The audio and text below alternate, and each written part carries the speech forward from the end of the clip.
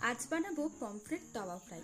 দুপুরবেলা পাতে গরম ভাত আর ডালের সাথে এরকম পমফ্রেট ফ্রাই হলে ব্যাপারটা কিন্তু জমে যাবে। চলো তাহলে বানানো শুরু করি।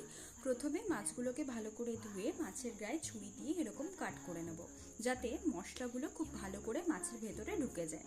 এরপর একে একে নুন, হলুদ, কাশ্মীরি লঙ্কার গুঁড়ো, ধনে জিরে গুঁড়ো, গোলমরিচ, পেঁয়াজ, আদা, রসুন, কাঁচা লঙ্কা বাটা আর অল্প তেল দিয়ে মাছটাকে ভালো করে ম্যারিনেট করে রেখে দেবো 1 ঘন্টা।